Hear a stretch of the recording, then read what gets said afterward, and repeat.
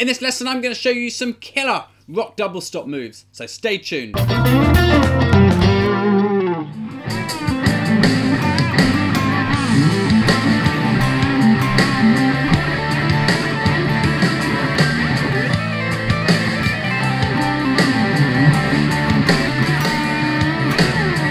Hey there, this is James for James Shipway Guitar, and thanks for tuning into another one of my videos. Now in this lesson I'm going to show you some killer sounding rock double stops, and I'm going to show you how you can start to use them in your rock and metal solos. So first of all, what's a double stop?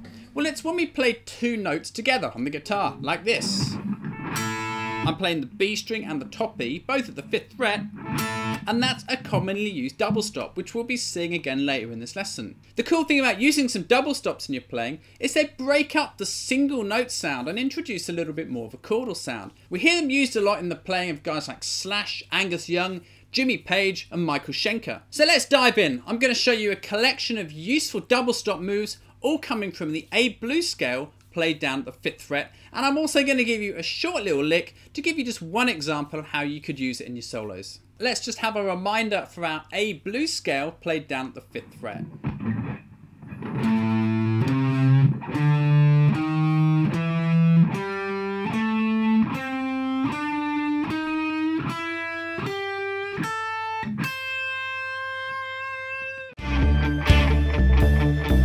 One of the most common double stop moves we see from this blues scale shape is this one we looked at earlier on the top two strings. So I'm playing the B and the top B string both at the 5th fret, and I'm just barring them with the end of my first finger.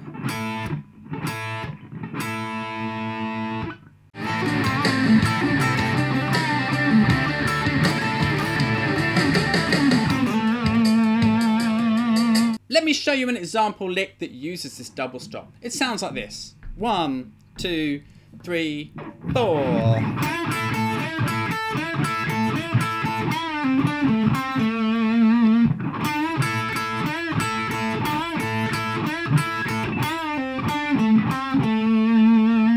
So I'm starting with this 7th fret bend on the G string and I'm pushing it up 2 frets. Now I'm going to kill it off with my right hand so I don't hear it being let down, don't get any noise from it. And then I'm going to move on to the double stop, and I'm going to play that twice. Now I'm going to play that little move 4 times like this.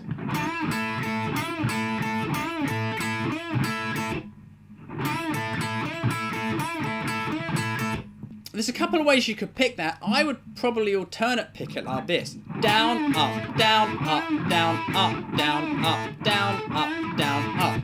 But you might prefer to go up, down, up, down, up, down, up. For the next part of the lick, I'm grabbing that G string bend again. I'm bending it up to 7, letting it down, pulling off to my first finger at the 5th fret.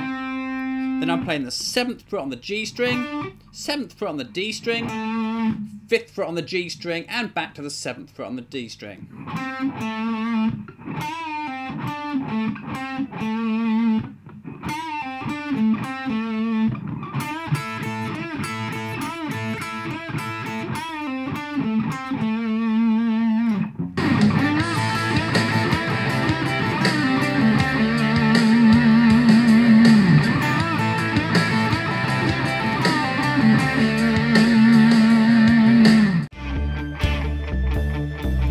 The next double stop I'm going to show you is a real favourite of Angus Young, so listen out for it in some of his solos.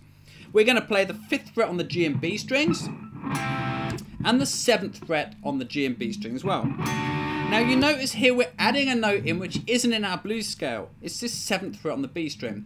It's alright to add it in though, most of the time it sounds great when we use it with the blues scale, and if it doesn't then you'll probably hear that it doesn't work.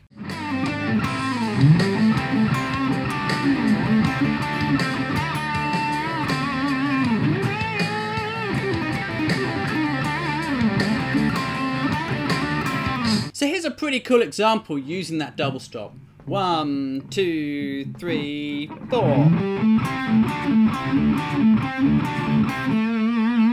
2, 3, 4.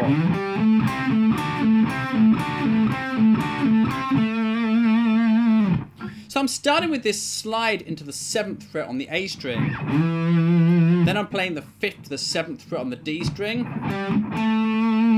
Now I'm moving into the double stop. I'm playing them at the 5th fret on the G and B, to the 7th fret on the D string, then I'm rolling my 3rd finger across onto the double stops at the 7th fret, and back to the D string at 7th.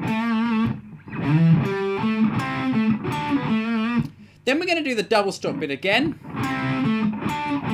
and one more time, and finish off by playing the 5th fret on the G string and the 7th fret on the D string.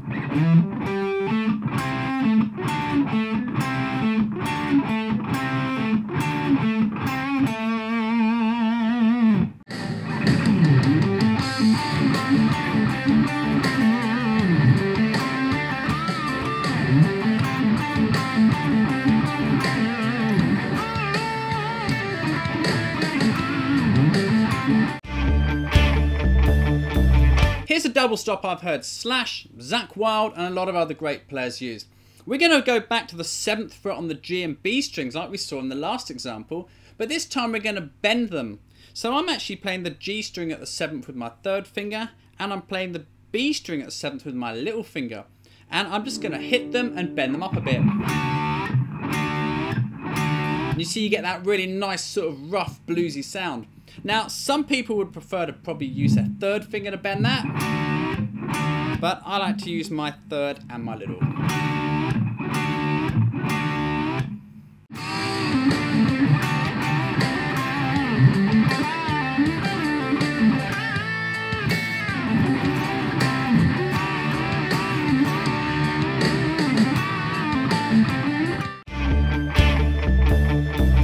Okay, time for a cool double stop bend. What we're doing is bending the G string up at the 7th fret, but at the same time our little finger is going to play the B string at the 8th fret.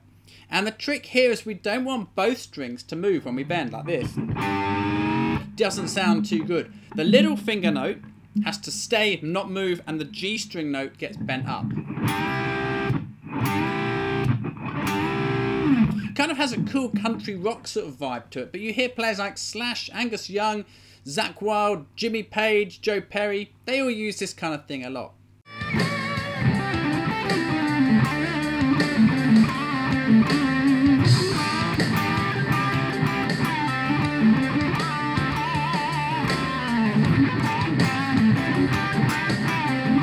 Okay, let's have a look at a sample lick using that double stop bend.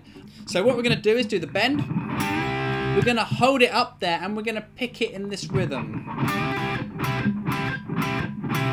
Then we're going to let it down.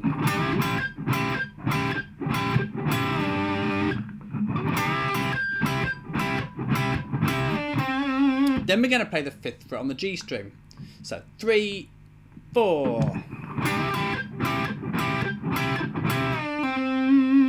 Then we're going to play the 7th fret on the G string, 7th fret on the D string, 5 to 7 on the G string, 5 on the G, and 7 on the D. 2, 3, 4.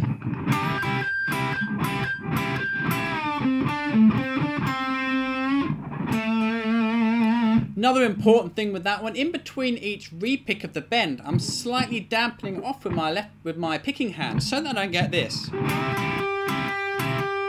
See, I'm killing off with this hand to kind of give it that sort of attack and that shorter sound.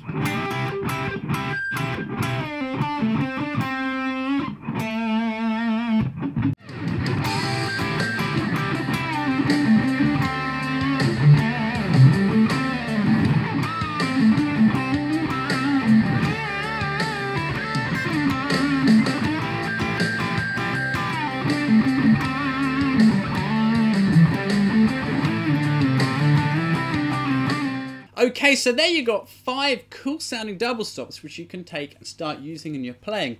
Notice how they fit inside the scale shape, so that when you move the scale shape around to other keys, you can start to find your double stops and use them then. Now, learning the licks that I've shown you is a great place to start, but the most important thing to do is to experiment. Put on a jam track, take each double stop and practice jamming around with it for a couple of minutes, just seeing what you can do with it. This is how you really soak it up and it becomes a part of your playing, and you'll really be able to integrate it in with everything else you normally do in your solos. If you've enjoyed this lesson, then you might be interested in grabbing a copy of my free rock jam pack. You can get it by clicking the link right under this video.